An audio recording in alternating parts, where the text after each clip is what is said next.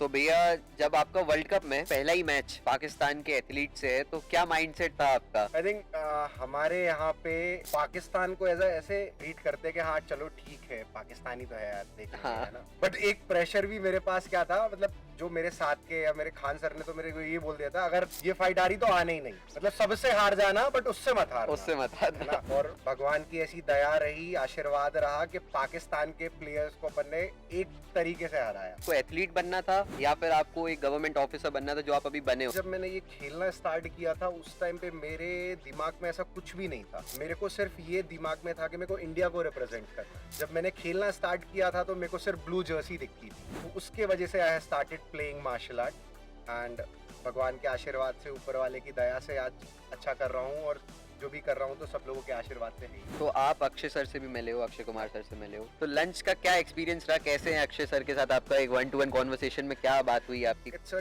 Great pleasure to meet Akshay sir because he is a very humble person. बहुत अच्छे से लोगों को ट्रीट करते हैं, पूछते हैं क्या है, आप कहाँ से है, सब चीज़ें। जब हम लोग मिले थे तो उन्होंने पूछा भी, he asked me one more thing कि अच्छा तेरे इधर से फेमस क्या है। तो आई वाज थिंकिंग, मैंने सर हमारे यहाँ का गुंजन नमकीन और चिरौंजी की बर्फी भी बहुत फेमस फेमस है। है।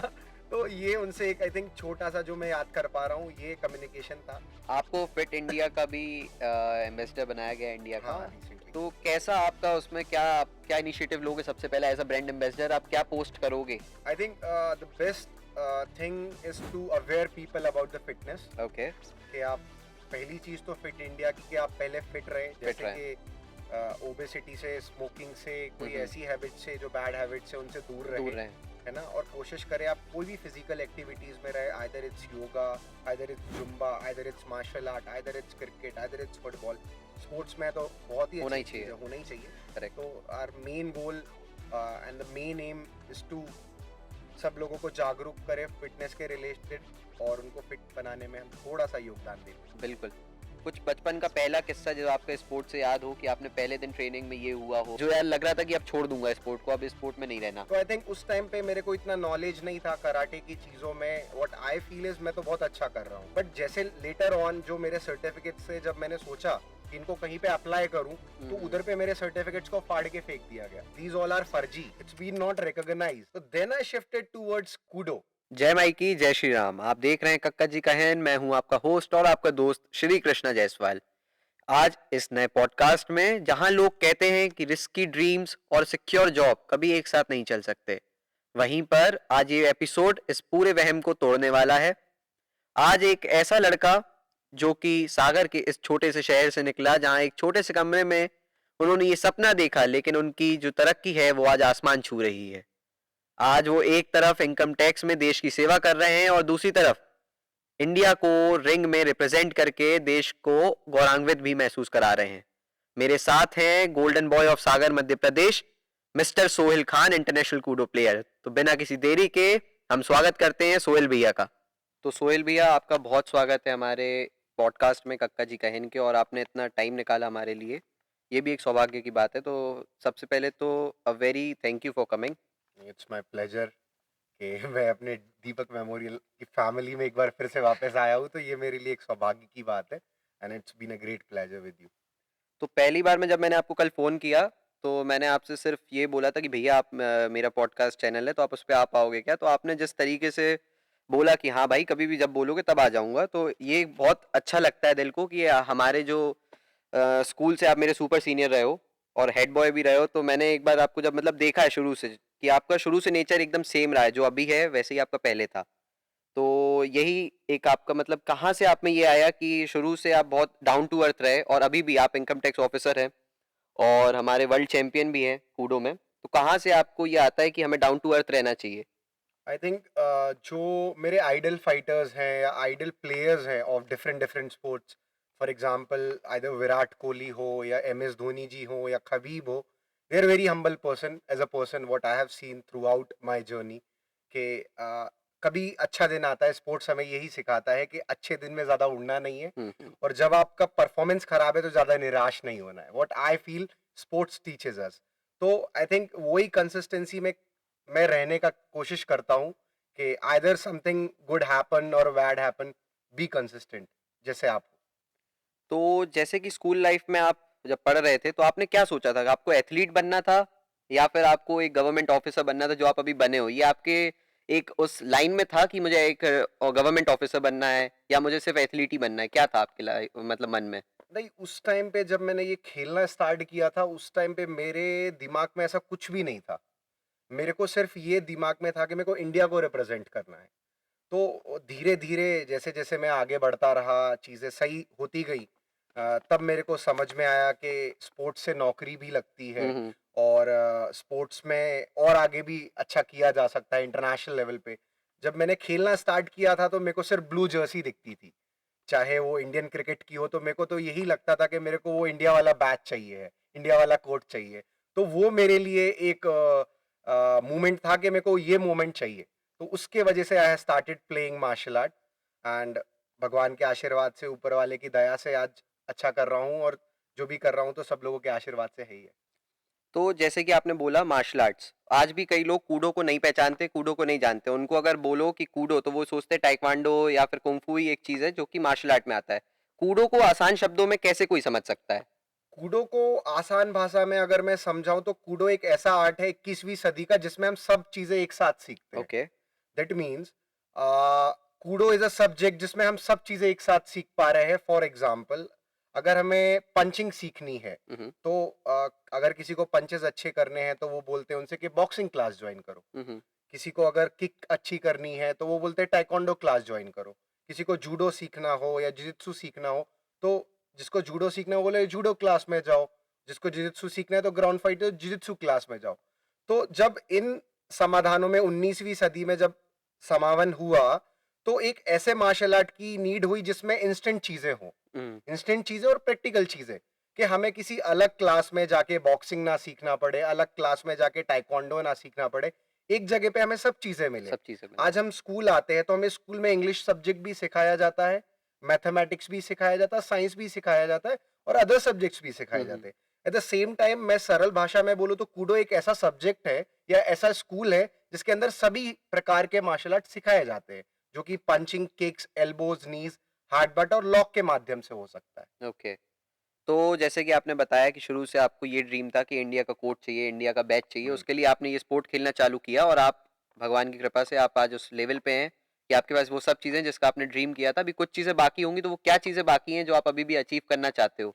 I think one of the thing जो इस टाइम पे वर्ल्ड कप में रह गई, I want a silver medal but I हाँ। Want a gold. So I think ये ओवरकम करना है कि I want to win a first Indian historical gold medal for India at okay. Senior kudo world cup. So एक ये चीज रह गई है एंड आई थिंक स्टिल धीरे धीरे इंडिया का नैरेटिव फॉरेन कंट्रीज में चेंज हो रहा है कि सही इंडिया बात के है। Players are growing. So that narrative I really want to change कि यार इंडिया के फाइट है तो that means it's a tough fight. It's a tough fight. तो वो नैरेटिव चेंज करना है। तो ओलंपिक में कूडो अभी क्यों नहीं आ पा रहा है? क्या चीज़ है जो ओलंपिक में रोक रही है कूडो को क्वालिफाई करने से? ओलंपिक में कूडो आने के लिए first thing I would say kudo is a very new sport. Hmm. 21वीं सदी में मार्शल आर्ट 2012 में भारतवर्ष में आया हम्म। और kudo is been practised in more than 70 plus countries all over the world. It's a very huge sports.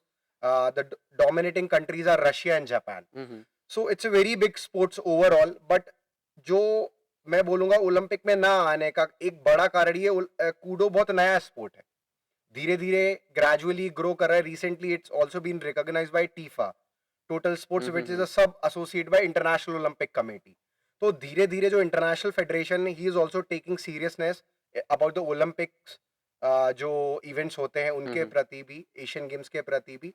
And recently I think 2018 में भारत सरकार ने तो कूडो खेल को रिकॉग्निशन दे ही दिया है hmm. And our next step is Indian Olympic Association and All India University Games में भी कूडो हुआ है और बाकी जगह पे भी।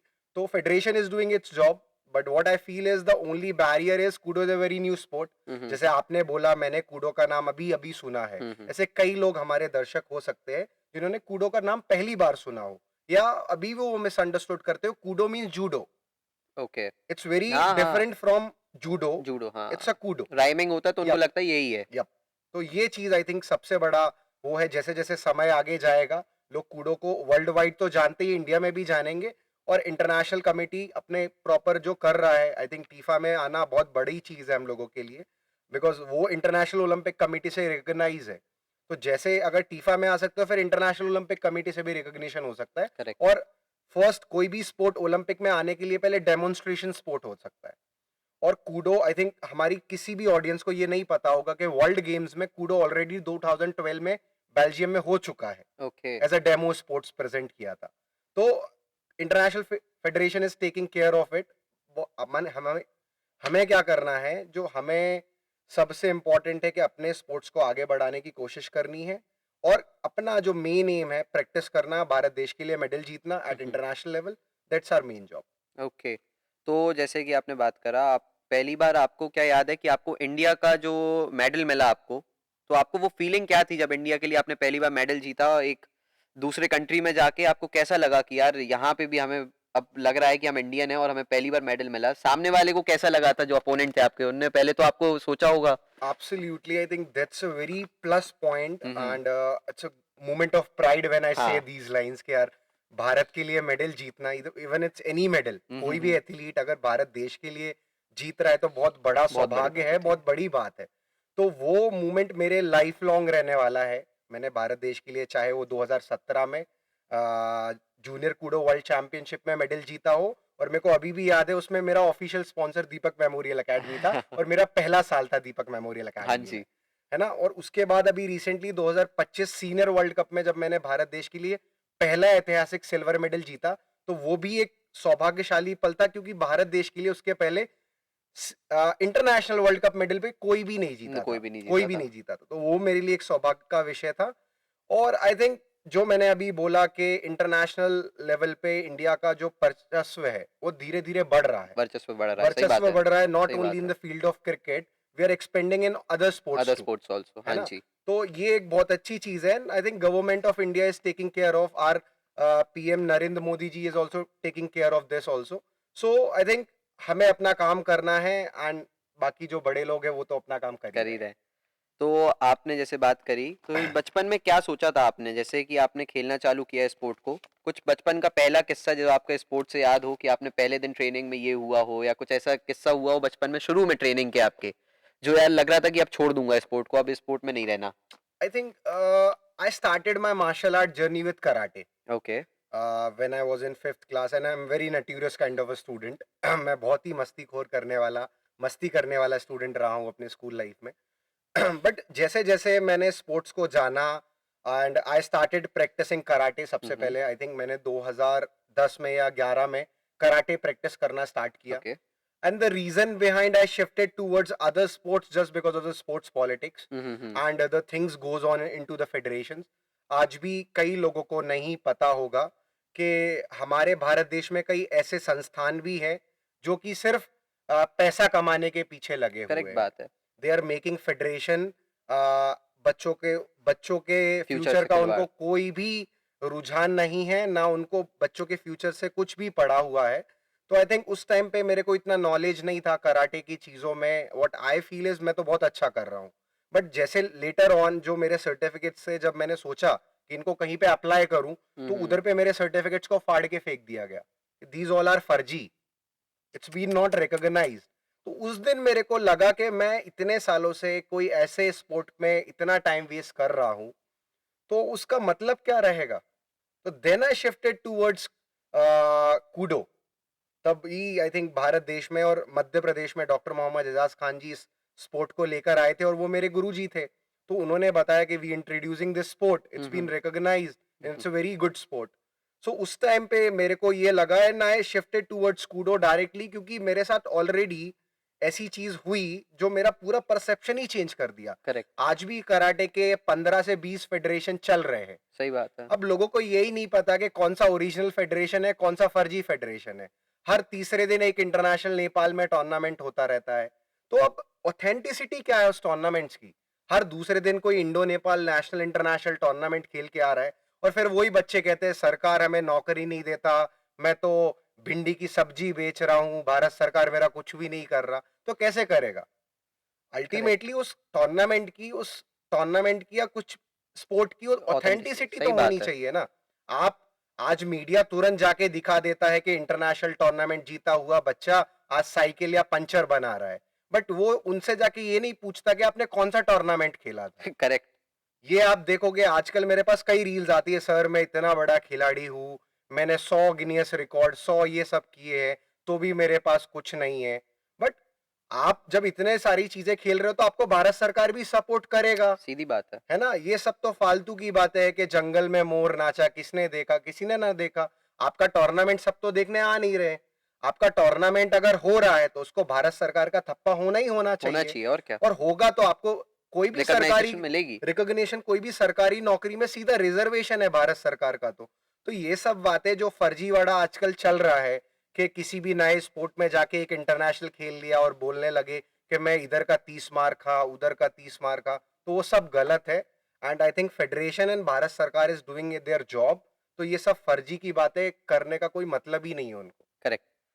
तो जैसे कि सागर, अभी जिस टाइम आपने खेलना स्टार्ट किया 2010 में, आप बता रहे हो फर्स्ट टाइम आपने स्टार्ट किया खेलना सागर, उस टाइम पे अभी भी उतना हमारा डेवलप नहीं है सागर, लेकिन पहले के टाइम से अब के टाइम में मच बेटर हो गया है। एब्सोल्युटली। तो उस टाइम पे आपका क्या स्ट्रगल था कि सागर के एक छोटे से, मतलब इतने छोटी सी सिटी से आप इंटरनेशनल लेवल पे हमें रिप्रेजेंट कर रहे हो हमारे सागर को, तो क्या उसकी स्टोरी रही है? एक आपको टैगलाइन, एक आपको टैग नेम भी दिया गया है, गोल्डन बॉय ऑफ सागर, तो आप उसको कैसे जस्टिफाई करते हो, थोड़ा सा उसका बताओ आपको।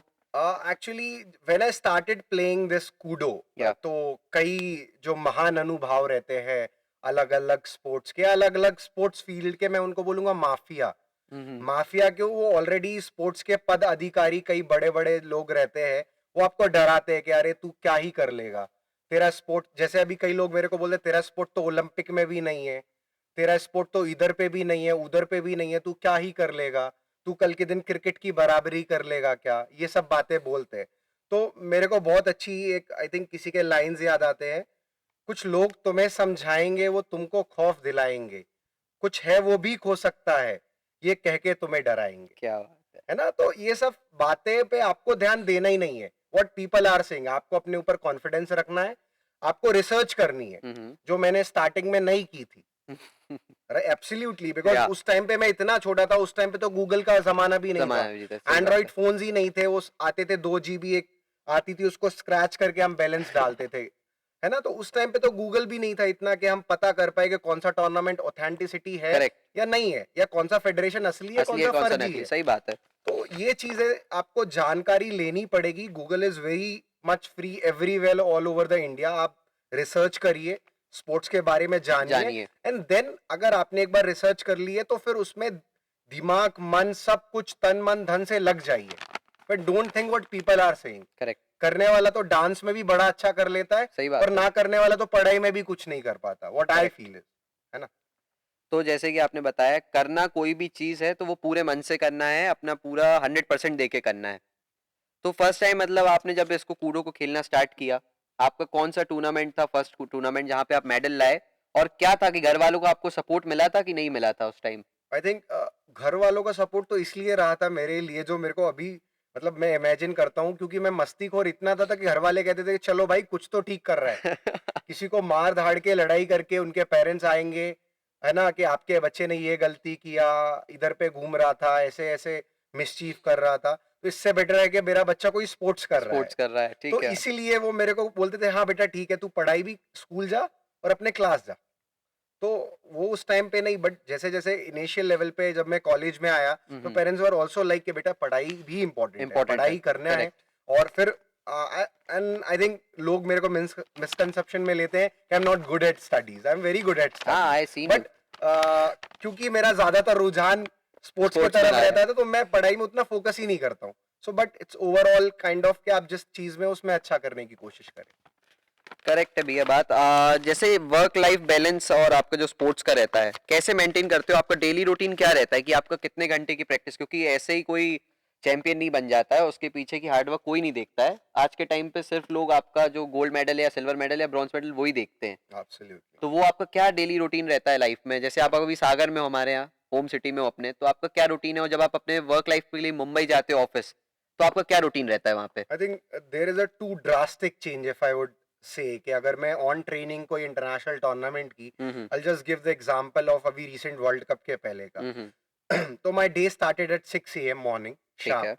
6 से हमारा लगभग 10 बजे तक का सेशन, 4 घंटे का सेशन रहता था, जिसमें 2 घंटे वार्म अप, एक डेढ़ हम्म। घंटे में वार्म अप, देन थोड़ा सा मोबिलिटी एक्सरसाइज, एंड देन जो 2 घंटे थे, उसके बाद हम लोग स्पायरिंग ट्रेनिंग करते थे या पंचिंग बेसिक ट्रेनिंग करते थे। ओके, उसके बाद आधे घंटे के रेस्ट के बाद then we can go for the little bit of sparring. Okay, sparring का मतलब मैं सरल भाषा में समझाऊं कि जिसमें हम कोशिश करते हैं एक दूसरे को फाइटिंग की प्रैक्टिस करें, बट असल में हम उसको इंजरी ना करें, ठीक है। फुल कांटेक्ट फाइट ना करके सेमी कांटेक्ट सेमी स्किल की कॉन्टैक्ट, स्किल प्रैक्टिस की करें, प्रैक्टिस। स्किल की प्रैक्टिस करें।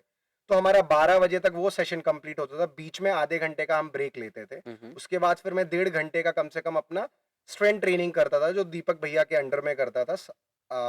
दीपक तिवारी जो है मेरे स्ट्रेंथ ट्रेनर है ओके, सागर सिटी में, वही मेरा पूरा न्यूट्रिशन और स्ट्रेंथ ट्रेनिंग देखते हैं।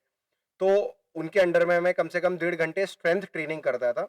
और आई थिंक अभी ये भी मिसकंसेप्शन है लोगों का कि स्ट्रेंथ ट्रेनिंग और जिम में क्या होता है। आई थिंक हुँ, वो फिर एक अलग टॉपिक चला चला जाएगा जाएगा, इससे। हाँ। सो 12 बजे के करीब मैं फ्री होता था, सुबह 6 बजे से निकला, बीच में आधा पौन घंटे का ब्रेक लेने के बाद 12 बजे घर पे पहुंचा, चेंज किया, नहाया धोया, उसके बाद खाना खा के 1.5 घंटे का स्नैप लेके फिर 5 बजे वापस शाम को, और 9 बजे फिर फ्री। ओके, दैट मीन्स शाम को 5 से 9 4 घंटे, सुबह 6 से 10 4 घंटे, और लगभग 1.5 घंटे का दे, तो 9.5 घंटे दिन का ट्रेनिंग, अगर if you are training for international tournament. So you have to do this much yes, minimum I am saying. Minimum. At it international, if I talk about Russia, they are more than 12 hours, more बाप than रे 12 बाप! hours I am मतलब saying। Half day तो वो उसी में देते हैं अपना, ज्यादा ही जा रहा है ना, 12 24 घंटे तो है ही अपने पास, सो भी रहे जिसमें से हैं। सो भी रहे हैं, है ना। करेक्ट, तो 12 से, क्योंकि इन स्पोर्ट्स में बहुत मैटर करता है कि आप अपना टाइम वेस्ट ना करो, क्योंकि every punch every kick can change the game, हाँ, हाँ, हाँ। और it's very risky sport. Last second भी गेम टर्न हो लास्ट सकता है। सेकंड में गेम चेंज हो जाता है, एक पंच गल गया आपको एंड मोमेंट पे, either you have a 8-0 score और सिक्स हाँ, जीरो करेक्ट स्कोर, बात है, आखिरी मोमेंट पे एक पंच पड़ गया, यू गॉट नॉक आउट। तो correct. I think it's very risky sport. And when I am in the office time only, तो हमारा ऑफिस स्टार्ट होता है लगभग 10 बजे से इन मुंबई, एंड हमारा 10 to 6 जॉब रहता है, एंड उसमें हमारा लंच भी रहता है, इवनिंग टाइम पे स्नैक्स रहता है। आई थिंक 1.5 घंटे का 2 घंटे का आफ्टरनून में एक ब्रेक रहता है हम लोगों का लंच के लिए, और सामने को एक टी ब्रेक रहता है। हुँ, तो आई थिंक 6 घंटे का हमारा वर्कलोड रहता है वर्कलोड ऑफिस रहता है। के लिए, बट इट्स बीन गुड कि at least government is taking care of. Hmm, and hmm. I also would like to thank our department, Income Tax Mumbai, कि they have given such a facility to all the athletes कि आप जाइए, आपको जो training, जहाँ पे training करना है आप करिए, हमारे तरफ से पूरा सपोर्ट है।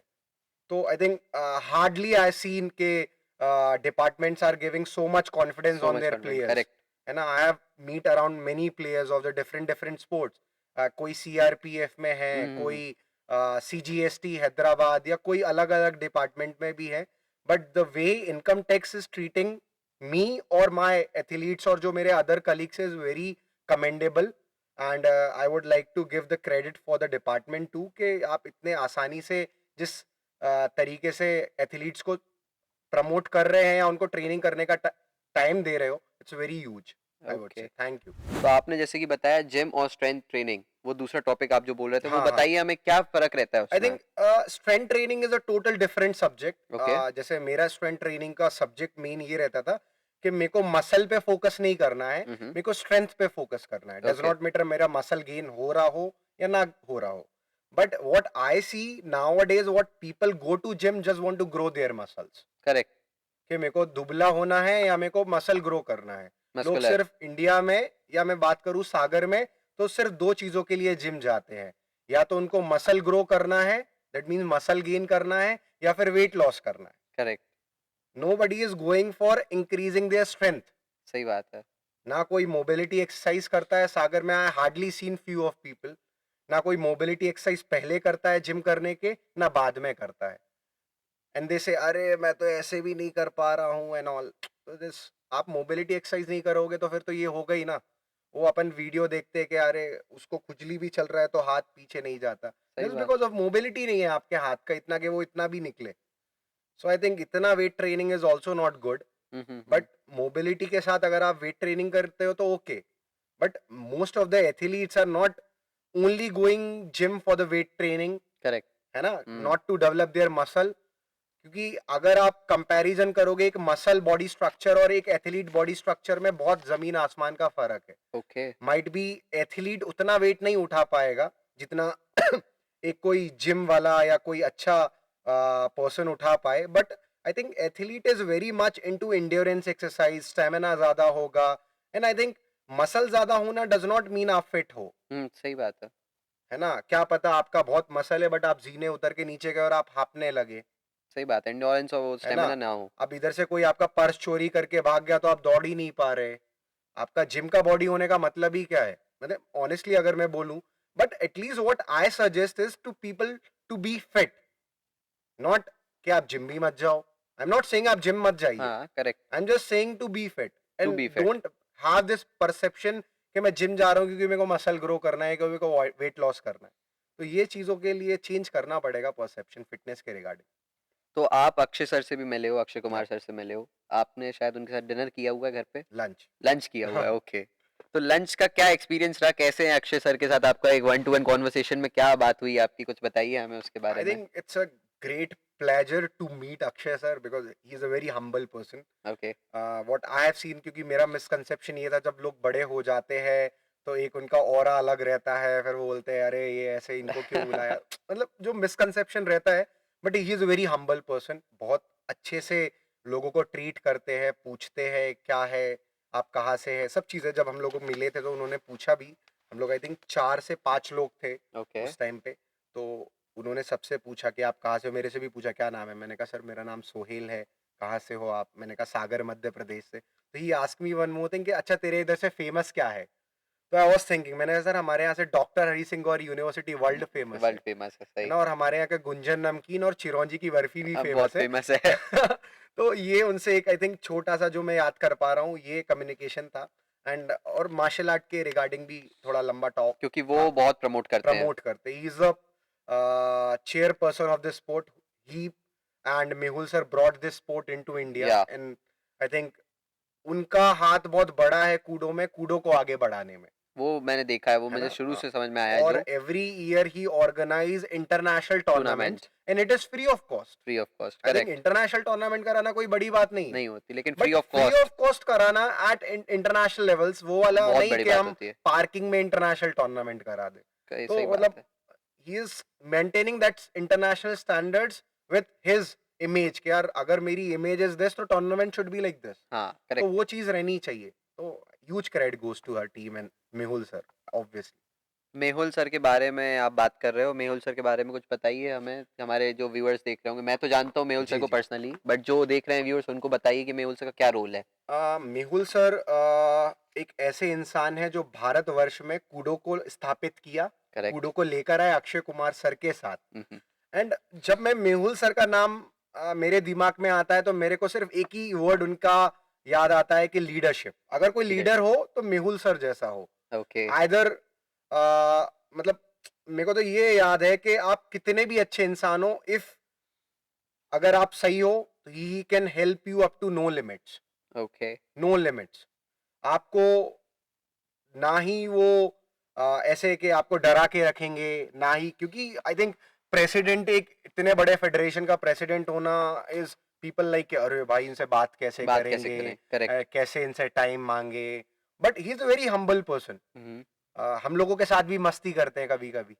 तो ही is a very humble person I think. और बट अगर कोई गलती करता है तो फिर उसको उस हिसाब से पनिशमेंट भी देते हैं कि and I think that's the way of leadership we want, okay. honestly if I'll say, क्योंकि I think there are many people who do the mischief in Koodo. I think recently एक हम Koodo India ने एक team को भी, पूरे Rajasthan team को एक सस्पेंड कर दिया just because of फर्जीवाड़ा एंड ऑल, हाँ हाँ, है ना? तो I think that's a huge step that's huge, towards सही बात है। having a long vision। Correct. and I think Mehul sir का नाम याद आते ही मेरे को दो चीजें, एक तो लीडरशिप और एक लॉन्ग विजन का, मेरे को दो वर्ड्स याद आते हैं कि यार अगर मेहुल सर का नाम आया तो मेरे को दो वर्ड्स में डिफाइन करना है, तो एक तो हो गया leadership, aura, and I think long vision. Long vision, या करेक्ट।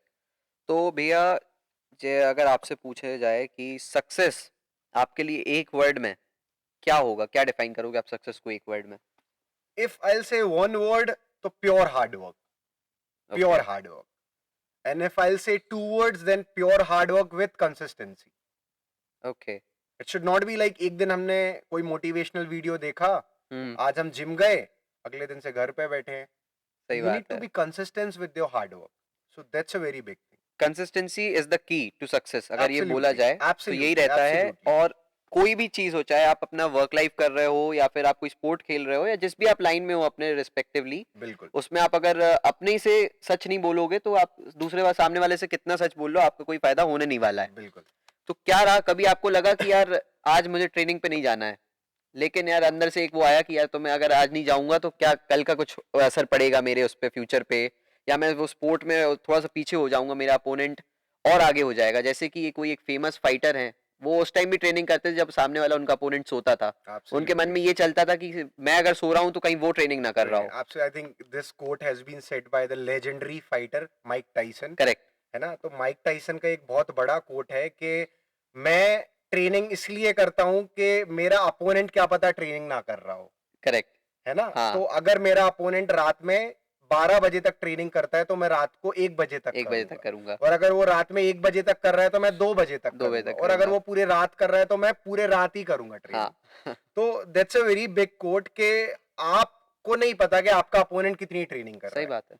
तो you need to be consistent with your work. चाहे अभी जैसे मेरे को अभी रिसेंटली इंजरी हो, but I also need to go for my training. Hmm. ऐसा कोई वो नहीं कह सकते। And these sports is very risky अगर हम थोड़ा बहुत भी टाइम वेस्ट करें। Okay. I think at international, if you are a pro athlete, hmm. if you are a pro athlete, then you need a sacrifice, I would say, not even a consistency or a hard work. Okay. आपको समझ में आना चाहिए कि सिर्फ hard work और consistency से फर्क नहीं पड़ेगा at international level. You need to give sacrifice. आपको सेक्रीफाइस करना पड़ेगा। जो आपको लग रहा है ना कि आज मैं पार्टी करने जाता हूं, मेरे फ्रेंड्स का फोन आ रहा है, आज मेरे रिश्तेदार की वेडिंग में शादी है, वो टाइम सेक्रीफाइस करना पड़ेगा if you need to really go on a top. On the top. It's need a huge sacrifice. चाहे वो फैमिली से हो, चाहे वो रिश्तेदारों से हो, चाहे फैमिली से हो, चाहे फ्रेंड से हो। कई मेरे फ्रेंड्स फोन लगाते हैं, यार तू तो चलता ही नहीं है, तू तो घूमने ही नहीं जा पाता यार हमारे साथ। तो आई कांट से, मैं उनसे पहले यार मेरा ट्रेनिंग सेशंस है, I won't able to go with you. तो वही टाइम अगर मैं उधर पे वेस्ट करूंगा तो मेरे जो अपोनेंट्स है वो तो ऑलरेडी मेरे से आगे निकल रहे हैं या निकल चुके हैं। If I need to catch them ना, तो मेरे को 1 घंटे की जगह 4 घंटे ट्रेनिंग करना पड़ेगा। Correct. So that's the very huge thing. And either it's injury, either it's आपका मन नहीं है, ये सब। I think self pity is the best luxury. Okay. I think Zakir Khan has said this हाँ हाँ। कि self pity is the best luxury human can have. कि यार मैं सोता हूं, मैं उदास हूं, आज ठंड लग रही है, आपको लग रही है तो मत जाओ, सही सामने बात वाला है। तो कर ही रहा है भाई। तो इसलिए आप मेहनत तो करनी पड़ेगी। करनी पड़ेगी। सेक्रीफाइस की आपने बात करी, आपने इस स्पोर्ट के पीछे क्या क्या सेक्रीफाइस किया जो आज सोहेल खान हम देख रहे हैं हमारे सामने बैठे हुए हैं, क्या सेक्रीफाइसेस रहे हैं इसके पीछे? I think sacrifice is time with the family, okay. Time with the loved ones.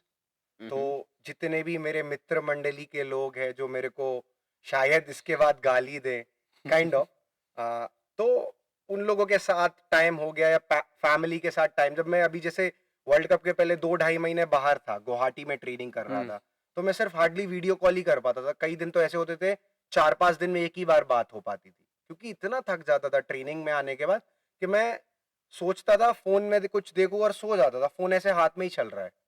तो इतना हालत खराब रहता है, क्योंकि आप जब 8 से 10 घंटे का ट्रेनिंग दिन में कर रहे हो तो आप बिस्तर पे जाओगे और नींद आ जाएगी। You can't be like scrolling phones, अरे बाप रे ये तो इतना अच्छा रील आया, you can't be like that. एक फन क्वेश्चन आपके साथ करेंगे छोटा बिल्कुल सा, बिल्कुल। एकदम रैपिड फायर क्वेश्चंस रहेगा, उसके बाद 2 3 लास्ट क्वेश्चंस और उसके बाद अपन पॉडकास्ट को एंड करेंगे भैया। सागर का फेवरेट स्पॉट? फेवरेट स्पॉट खेल परिसर। खेल खेल परिसर। परिसर एज ऑब्वियस। सबसे टफ अपोनेंट? सबसे tough opponent I would say Vilius Tarashahi, because he is the one of the greatest okay. Kudo में अभी in okay. My category. Okay. Vilius Tarashahi is the one. एक habit जो athlete बनने के लिए छोड़नी पड़ती हो? I think bad habits. Okay, bad हाँ, हैबिट्स में बैड क्या? Habit means smoking, okay, drinking, ये सब बैड हैबिट्स में आते हैं। ये सब छोड़ना यप, पड़ता है पूरे तरीके एब्सोल्युटली से। एब्सोल्युटली। ओके। पेन को एक शब्द में कैसे आप डिस्क्राइब करोगे? पेन। सैक्रिफाइस। सेक्रीफाइसेस यप, जो आपने बताया अभी, लव्ड वंस के साथ टाइम एब्सोल्युटली और ये सब, ये पेन एब्सोल्युटली है। पेन ही है। विक्ट्री एक शब्द में? विक्ट्री एक शब्द में मैं बोलूं तो प्राइड। जब ओके। जीतते हैं तो बड़ी खुशी होती है। तो I think that's the one, और उसी पल के लिए इतनी मेहनत करते हैं। ओके। अभी का सबसे बड़ा ड्रीम आपका? अभी का मेरा सबसे बड़ा ड्रीम भारत के लिए अंतरराष्ट्रीय 2027 के वर्ल्ड कप में गोल्ड लाना, and okay, I am preparing for that. 2027 में जो जापान में वर्ल्ड चैंपियनशिप होने वाली है, उसमें मेरे को गोल्ड लेके आना है। उसके ओके, लिए I am preparing for now. Okay. तो वो कब है अपना टूर्नामेंट? 2027 में नवंबर में। नवंबर। Okay, if you are going to finals हम लोग भी आएंगे देखने, ये मेरा प्रॉमिस है एब्सोल्युटली आपको। Done done. और यही बात आपने बताया कि इंटरनेशनल एथलीट्स जब हम इनके सामने जाते हैं तो वो हमसे कहीं ना कहीं आगे निकल ही चुके होते हैं, वो आगे ही एब्सोल्युटली रहते हैं। निकल ही चुके हैं वो। तो क्या प्रेशर रहता है उनके सामने? जैसे आप नाम सुनते होगे, यार ये रशिया का है, ये बुल्गारिया का है, ये कहीं का है, तो एक सामने वो आता है ना यार कि पहले उनकी इमेज पहले आ जाती है मन में, कि एब्सोल्युटली डर आ जाता है। यही डर एब्सोल्युटली हमें इंडिया का बनाना है सामने। एब्सोल्युटली। तो क्या वो इसमें बात उसके है? लिए मेन चीज आई थिंक जो हमें एज अ इंडियन करनी पड़ेगी is to give more opportunity to our athletes. Okay, आज हम क्रिकेट में अच्छा इसलिए कर पाते क्योंकि हम हर दूसरे तीसरे दिन क्रिकेट के मैचेस खेल रहे हैं सही बात है। अच्छी अच्छी टीमों के साथ। अगर हम बात करें बैडमिंटन, कूडो, कराटे, ताइक्वांडो की, तो शायद इनके एथलीट्स हर तीसरे चौथे दिन नहीं खेल पा रहे नहीं हैं। खेल पा रहा वो है। हार्डली 6 मंथ में एक को इंटरनेशनल टूर्नामेंट जा पा रहे हैं। सही बात तो आई है। थिंक जैसे जैसे हमारे अच्छे प्लेयर्स को अपॉर्चुनिटी मिलेगी, इंटरनेशनल अपॉर्चुनिटी मिलेंगी इंटरनेशनल टूर्नामेंट्स में परफॉर्म करने की, मैं जीतने की बात भी नहीं कर रहा हूँ, परफॉर्म करने की, सही परफॉर्म बात है। करने की, वैसे वैसे उनका फियर निकलता जाएगा। जो अभी डर के जो खेलते हैं, अभी जैसे मेरा 2025 में जो आ, जिसके जापान वाले के साथ फाइट था, तो मेरा तो उसमें पूरा टाइम इसी में खत्म हो गया कि वो कैसे खेलेगा। तो आई थिंक जैसे जैसे मेरे को इंटरनेशनल एक्सपोजर और मिलेगा, मैं और बेहतर खिलाड़ी बनता जाऊंगा। सही बात है। I always teach my young athletes के 360 days equals to one tournament. Correct. आप 365 दिन ट्रेनिंग कर रहे हो, वो एक वो टूर्नामेंट। एक टूर्नामेंट है। सही बात है। चाहे आप एक टूर्नामेंट खेल लो, आपको उतना एक्सपीरियंस मिल जाएगा, चाहे आप 365 दिन प्रैक्टिस ट्रेनिंग कर कर लो, लो। सही बात है। इसलिए हमें इंटरनेशनल टूर्नामेंट्स में अपनी सौभाग्यताएं दिखाना पड़ेगा, ज्यादा से ज्यादा पार्टिसिपेशन दिखाना पड़ेगा कि हमारे एथलीट्स को एक्सपोजर मिले और वो बड़े इंटरनेशनल टूर्नामेंट्स में मेडल लेकर आ पाए। ओके। इसमें बोला जाता है कि we win the battle in the trainings. Yup, हम ट्रेनिंग में ही अपने जो टूर्नामेंट खेलने जा रहे हैं वो जीतते हैं, वो हारते हैं। एब्सोल्युटली। तो एज अ, ये मेरे एक स्क्रिप्ट में क्वेश्चन नहीं है, मैं ओके, एज अ, आप स्पोर्ट पर्सन हो, मैंने भी थोड़ा बहुत स्पोर्ट्स खेला है, तो नाइस। मुझे एक क्वेश्चन रहता है हमेशा से मन में रहा कि ओलंपिक में हम देखते हैं कि हमारे जो एथलीट्स हैं हम्म उनकी जो ग्रोथ होनी चाहिए हम्म नंबर्स में, हम्म कि एथलीट हमारे हर स्पोर्ट में होना चाहिए, इतनी बड़ी बिल्कुल कंट्री है, बिल्कुल बिल्कुल हम चाइना को भी पीछे छोड़ चुके पॉपुलेशन में, बिल्कुल। तो हम कहाँ पीछे रहेंगे कि 500 लोग भी हमारे ओलंपिक नहीं खेल पा रहे? यहीं हमारा कोई लोकल टूर्नामेंट इंडिया में होता है तो उसमें हमारे 1000-1200 लोग खेलने पहुंच जाते हैं, लेकिन क्या ऐसा पीछे छोड़ रहा है कि नंबर्स में हम ओलंपिक में नहीं जा पा रहे हैं उतना? आई थिंक इफ आई से वेरी ऑनेस्टली कि हम्म। जो सपोर्ट सिस्टम है हम्म। इंडिया में, वो भी बहुत कम है, बहुत कम है। क्योंकि आज हम बात करते हैं कि हम इतने बिलियन ऑफ पीपल हैं। I think the correct. Main strength of our India is the youth youth. हाँ इन जी, नंबर्स, बिल्कुल। है ना। अगर हम इतनी बड़ी पॉपुलेशन होने के बाद आज एक फीफा की टीम तैयार नहीं कर पा रहे, या हम हर एथलीट्स को क्वालिफाई नहीं करा पा रहे ओलंपिक में, तो ये हमारे लिए सोचने का विषय है बिल्कुल है। कि क्यों नहीं पहुंचा पा रहे। क्या हम उनको सही सपोर्ट सिस्टम प्रोवाइड नहीं करा पा रहे? कहाँ बिल्कुल डिस्ट्रैक्ट हो रहा है? बिल्कुल। अगर क्या हम उन लोगों को फैसिलिटी प्रोवाइड नहीं करा पा रहे? बिल्कुल। क्यों नहीं करा पा रहे? क्योंकि अभी ग्रास रूट लेवल पे बहुत ग्रो करने की चीज है। आज भी हम जिस सिटी में हैं, सागर मध्य प्रदेश में, करेक्ट। हम अभी भी ये बातें सुनते हैं कि पढ़ोगे लिखोगे बनोगे नवाब, हाँ, और खेलोगे खेलोगे कूदोगे कूदोगे तो तो होगे होगे खराब। खराब। करेक्ट। तो ये चीजों को चेंज होना ही पड़ेगा अगर हम बात कर रहे हैं स्पोर्ट्स की। सही बात और है। ओलंपिक की बात कर रहे हैं तो हमें हर गली मोहल्ले में एक एक स्टेडियम चाहिए। एकदम सही बात एक है। एक स्टेडियम चाहिए। हमारे यहाँ पे गिना चुना एक स्टेडियम अभी बना है, वो भी तो मेंटेन नहीं वो हो भी रहा है। मेंटेन्ड नहीं है, वेल मेंटेन्ड नहीं है। बिल्डिंग देखो, वॉशरूम जाके देखो। तो इंटरनेशनल प्लेयर्स इंडिया में आने के पहले सोचते हैं। अभी करेक्ट। रिसेंटली मैं कल इंडिया टाइम्स में पढ़ रहा था कि आई थिंक टेनिस का या बैडमिंटन का एक international tournament India is hosting, but जो उसके टॉप 1 और टॉप 2 प्लेयर्स है वो तो इंडिया में आ ही नहीं रहे हैं, नहीं आ रहा है। Just because of pollution and pollution है, अनहाइजीनिक हाँ, थिंग्स। इट वाज होस्टिंग इन दिल्ली। दिल्ली। हाँ। तो आई थिंक ये चीजें चेंज होनी चाहिए, बेटर अपॉर्चुनिटी मिले। और आई थिंक लोग बात करते हैं कि क्रिकेट को क्रेडिट मिलता है, हर चीज में क्रिकेटर्स को मिलता है। आई थिंक उसमें ब्लेम करने से कुछ नहीं कुछ होगा, नहीं होगा। ब्लेम गेम से कुछ नहीं होने वाला है। अल्टीमेटली आज क्रिकेट इतना बड़ा है क्योंकि क्रिकेट को इतना बड़ा बनाया गया, उसकी जो फेडरेशंस थे, उसके जो संस्थान थे, सही बात है। उन्होंने इतना दिमाग उपयोग किया कि वो उसको उस रीच तक पहुंचा शुरू पाए। से नहीं था शुरू वो, से कोई भी स्पोर्ट नहीं नहीं था। था। बट अगर आज हम बात करते हैं क्रिकेट की, कि 90s में क्रिकेट को तो उतना कोई नहीं कोई जानता नहीं था। जानता था, आज भारत का एक एक बच्चा क्रिकेट के बारे में पूरे नियम जानता है। जानता तो आई है। Think somewhere we as a individual are failing, failing, correct. है ना। और दूसरी बड़ी चीज जो मेरे को बोलना है कि एज अ भारत सरकार हो या कोई भी मिनिस्टर्स हो या कोई भी रिकॉग्नाइज गवर्नमेंट हो, उनको एज अ इंडिविजुअल स्टेप लेना चाहिए। करेक्ट। स्टेप लेना चाहिए equal for all. Equal for all कैसे? आज मैं बड़ा खुश हुआ जब हमारी भारत महिला टीम जीती, correct. But at the same time उसके पहले हमारी खो खो की महिला टीम भी जीती थी, सही उसके बात पहले है। कबड्डी की टीम भी जीती थी। तो बड़ा थोड़ा सा दुखद विषय ये रहता है कि जब हम सिर्फ किसी एक इंडिविजुअल स्पोर्ट्स को बड़ा प्लेटफॉर्म देते हैं और बाकी स्पोर्ट्स को, but at the same achievement उन लोगों ने भी लिया है, तो उनको हम वो नहीं देते। तो कहीं ना कहीं हमें इस विषय पे भी सोचने की जरूरत जरूरत है है। कि हम, अगर कोई उस स्टैंडर्ड्स पे पहुंच पा रहा है, पहली बात तो स्टैंडर्ड पे पहुंचना ही बहुत बड़ी बहुत चीज है। बड़ी बात होती है। तो अगर कोई उधर पे पहुंच के जीत के आ पा रहा है तो हम सबको इक्वली ट्रीट करें, चाहे करेक्ट। वो फुटबॉल की टीम हो, चाहे हमारे क्रिकेट की, चाहे खो खो की, चाहे चाहे कबड्डी, कूडो की या कबड्डी की, या है ना। तो आई थिंक ये एज अ फेडरेशन या भारत सरकार एक विषय लेना चाहिए, स्टेप लेना चाहिए स्टेप इसके। लेना चाहिए कि इससे हम लंबा मैसेज लोगों को ये दे पाएंगे कि देखो यार, आज क्रिकेट में प्राइम मिनिस्टर जी मिले हमसे, हाँ तो जी, आज खो खो में भी मिल रहे हैं, मिल रहे हैं, सही बात है। आज कबड्डी में भी मिल मिल रहे हैं। रहे हैं, सही बात। तो ये एक लॉन्ग विजन होना चाहिए। आई थिंक इसमें साई एकेडमी या साई जो sports authority of India, they can take a very good initiative. But मेरा तो ये सजेशन है कि हर स्पोर्ट्स को इक्वली रख के अगर हम आगे बढ़ने का सोचेंगे तो इंडिया ओलंपिक में बहुत अच्छा करेगा। ओके। And the plan what we have, जो नरेंद्र मोदी जी का सपना है कि 2036 में भारत में ओलंपिक, ओलंपिक होस्ट हो, यस, तो उसके दिशा में ये पहला कदम होना पहला कदम चाहिए। होना चाहिए। So this would be our the first step. आपको फिट इंडिया का भी एम्बेसडर बनाया गया इंडिया का हाँ, रिसेंटली। रिसेंटली, यप, तो उसके लिए बहुत बहुत थैंक कॉन्ग्रेचुलेशंस यू सो आपको। मच भाई। तो कैसा आपका उसमें क्या, आप क्या इनिशिएटिव लोगे सबसे पहले एज अ ब्रांड एम्बेसडर, आप क्या पोस्ट करोगे? I think the best thing is to aware people about the fitness, okay. कि आप पहली चीज तो फिट इंडिया की, कि आप पहले फिट रहे, फिट जैसे रहे। कि ओबेसिटी से, स्मोकिंग से, कोई हम्म। ऐसी हैबिट से जो बैड हैबिट से, उनसे दूर रहे, दूर रहे। है ना। और कोशिश करें आप कोई भी फिजिकल एक्टिविटीज में रहे, either it's yoga, either it's zumba, either it's martial art, either it's cricket, either it's football. Sports में तो बहुत ही होना अच्छी ही चीज चाहिए। है, होना ही चाहिए। करेक्ट। तो our main goal and the main aim is to सब लोगों को जागरूक करें फिटनेस के रिलेटेड, और उनको फिट बनाने में हम थोड़ा सा योगदान दे पाए। बिल्कुल। तो भैया, इस पॉडकास्ट को एंड करने से पहले एक लास्ट क्वेश्चन आपसे, कि जो यूथ है आज के टाइम पे, यूथ काम करने से ज्यादा एक्सक्यूजेस देता है। एब्सोल्युटली। आपको कहीं खेलने जाना है तो सुबह ठंड लग रही है, शाम को ठंड ज्यादा हो रही है और दोपहर में धूप आ जाती है। तो आज के टाइम में ये, पहले के टाइम में जहाँ पे कि मोबाइल होता ही क्या था वो नहीं पता था, सिर्फ बाहर खेलना, चाहे धूप हो, चाहे बिल्कुल। ठंड हो, चाहे कुछ हो, बारिश हो।